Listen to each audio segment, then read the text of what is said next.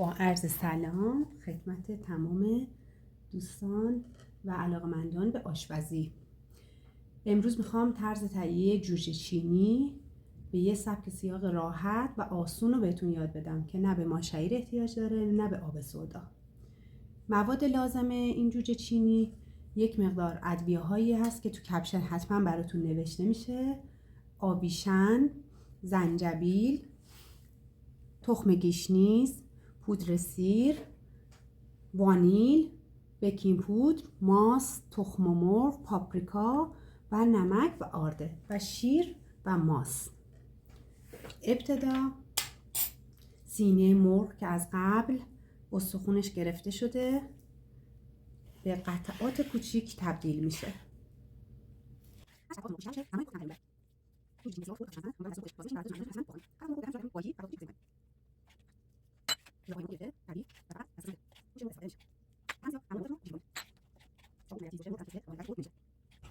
این متریال و مواد رو میتونید برای بال و پاچین هم استفاده کنید. برای تمام قسمت های مرغ استفاده میشه، ولی من ترجیحاً با سینه مرغ درست میکنم.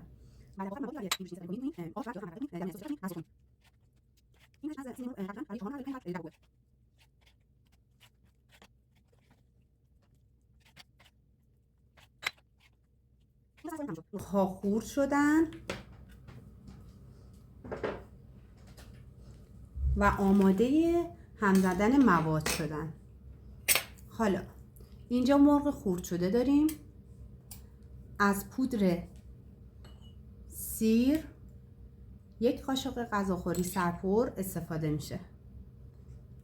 یک سری از ادویه های این غذا سلیقه‌ایه و بستگی به خودتون داره، میتونید حذف کنید یا ادویه هایی که دوست دارید رو بهش اضافه کنید. پودر زنجبیل یک قاشق مرباخوری،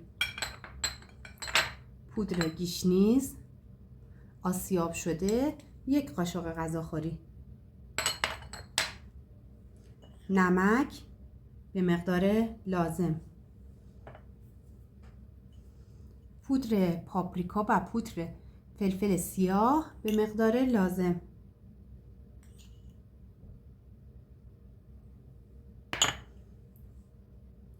آبیشن یک قاشق چایخوری. این مواد رو قشنگ ترکیب میکنید تا ادویه ها به خورد مرغ برن. اینجا شما میتونید از زعفرون هم استفاده کنید، ولی چون تنوع ادویه ها زیاده و خود پودر سیر و پودر زنجبیل بوی زخم مرغ رو میگیره، من نریختم. شما اگه دوست داشته باشید میتونید بریزید. پیاز رو 2 عدد پیاز داشتیم. پیاز رو حلقه ای خورد میکنیم که بعد تو متریال بشه که با اون سسی که برای جوجه چینی درست میکنیم سرخ کنیم و استفادهش کنیم. پیاز رو به قطر 1 سانت حلقه حلقه خورد میکنیم و روی مرغ میچینیم تا هم به مرغمون طعم خوب بده، هم برای سرخ کردن ازش استفاده کنیم. بعد میتونید خیلی آهسته این حلقه های پیاز رو از هم جدا کنید.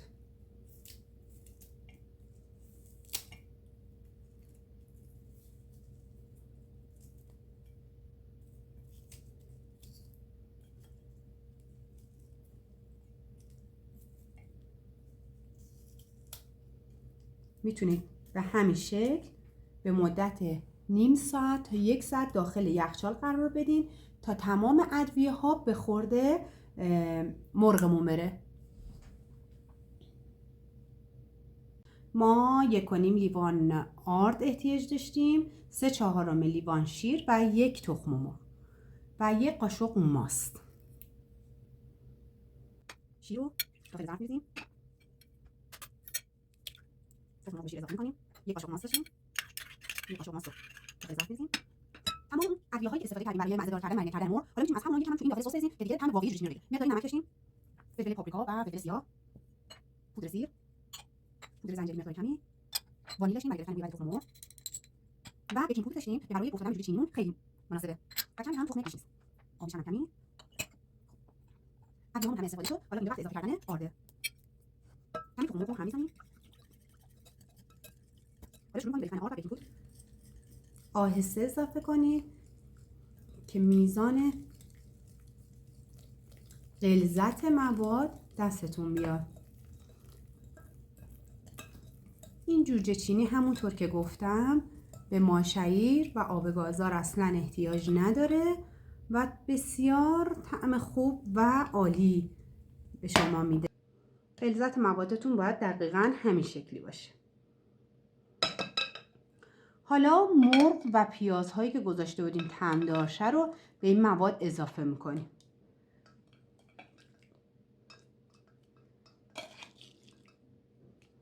تمام مرغ رو به مواد اضافه میکنیم. به مدت 10 دقیقه میذاریم تو یخچال تا مواد به خورد سسمون بره و طعمدار بشن. تو این زمان که مواد رو میذارید تو یخچال تا به خورد سس بره، شما میتونید توی یه ظرف خیلی کوچیکی روغن بریزین و یه حمام روغن درست کنین و شعله رو کم کنین تا روغن به آهستگی گرم بشه. شعله این گاز نباید زیاد باشه تا مغز مرغ پخته شه، چون ما از مرغ خام استفاده کردیم و زمان بدید برای پختش. تمام موادی که مزه دار کرده بودیم با پیاز به سسمون اضافه میکنیم و قشنگ همین ترکیب با هم خوب ترکیب. اول برنامه بهتون گفتم با این سس شما میتونید آرش، پیاز، مرغ، بال، پاچین همین رو مزه دار کنید. بسیار سس ایوالیه برای جوجه چینی و طعم خیلی خوب بهتون میده. حالا من میذارمش تو یخچال تا قشنگ با هم ترکیب بشن، مزه دار بشن تا بعد بریم برای سرخ کردنش. رسیدیم به مرحله سرخ کردن که داخل یک قابلمه کوچیک روغن میریزین. روغن باید شناور بشه. زیر شعله رو کم میکنین تا روغن داغ بشه. زیر شعله نباید زیاد بشه چون مرغ خامه و مغز پخت بشه. از یه دستمال حوله‌ای هم استفاده میکنید کنارتون و هر کدوم از جوجه چینی‌ها که سرخ شد داخل دستمال حوله‌ای میذارید تا روغنش گرفته شه. حالا اون مواد و مرغی رو که مزه دار کردین با چنگک بر میدارید و داخل روغن داغ رهاش میکنید. بعد مطمئن بشین که روغنتون داغ شده و اون پیازایی که برای طعم مرغ، برای طعمدار کردن مرغ هم استفاده کردین میتونید برای سرخ کردن استفاده کنید.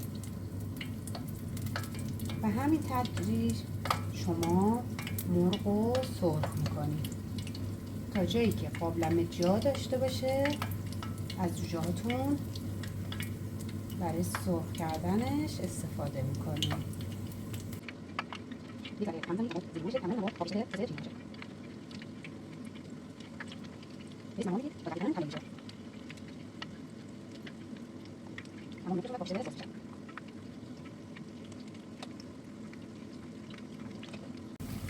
دقیقاً تو این مرحله از پخت که رسید قشنگ سرخ و بریشه شد و رنگش تغییر کرد. دیگه با شعله کم هم بوده، مطمئنیم که مغزش پخته شده. دستمال حوله قرار میدیم تا روغن اضافهش کشیده بشه.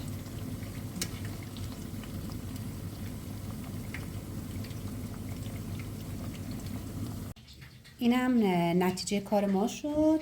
جوجه چینی با سیب زمینی بدون روغن که به سبک رستوران سرخ شده. اگه دوست داشته باشین، علاقه‌مند باشین، این سبک سیب زمینی هم بهتون یاد میدم. و این جوجه چینی رو در آخر با این سس سیر میخورن که امضای آخرشه. خیلی خوشمزه است. جوجه چینی ها بسیار ترش شده و مغز جوجه قشنگ پخته شده. خیلی هم عالی شده. جای شما همه خالی. و این همون پیازیه که بهتون گفتم، قشنگ پخته شده و مغزش و خیلی هم سوخاری شده. جای همگیتون خالی. انشالله امیدوارم درست کنید و از خوردنش کنار عزیزانتون لذت ببرید.